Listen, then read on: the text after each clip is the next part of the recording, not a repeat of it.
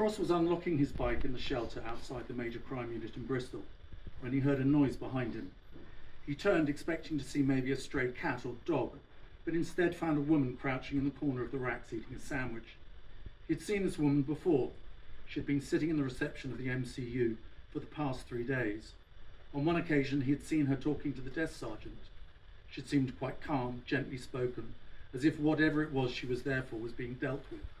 She was well dressed in a middle-class, fairly affluent way. She didn't seem to be creating a fuss or making a nuisance of herself.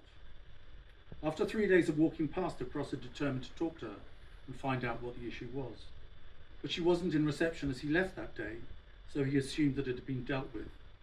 Her presence in the bike shelter obviously contradicted this.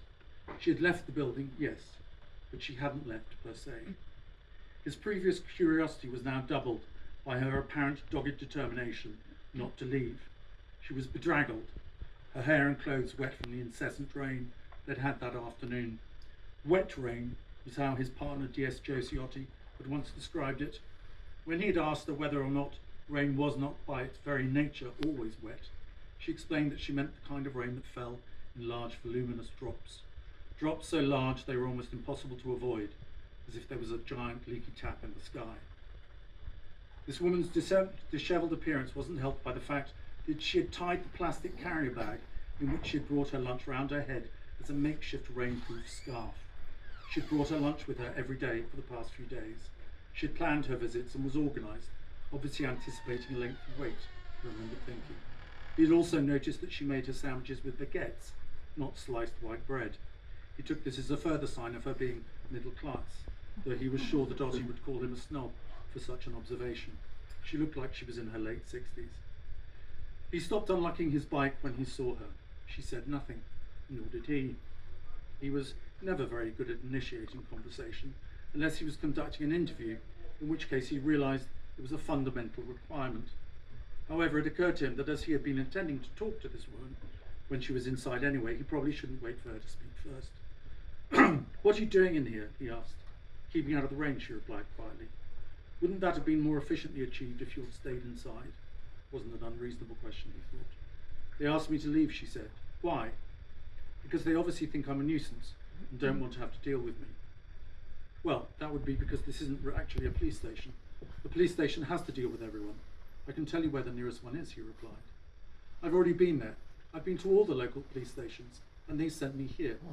Now they've sent me away as well." "Why?" he asked. "Why what?" she replied. "Have you been to all the neighbouring police stations?" "And who are you exactly?" she asked. Cross thought this was a perfectly legitimate question. "I'm D.S. George Cross of the Major Crime Unit," he replied. "Oh, good. You're just the person I need to talk to then. My name is Sandra Wilson, and my daughter has been murdered," she said matter-of-factly. Why this had been of no interest to all the desk sergeants in the area was exactly what intrigued Cross, and led to him inviting her back into the building to his office. It was possible she had mental health issues, he thought, though if she had, she was hiding them well. As they walked into the MCU reception, police staffer Alice Mackenzie was leaving, her day finished. "Good night, D.S. Cross," she said politely. "Towel," he replied. Mackenzie stopped in her tracks, swiveled round and said to his disappearing back, "What?" "Towel," Cross repeated. She looked at the woman walking up the stairs with Cross and saw that she was soaking wet.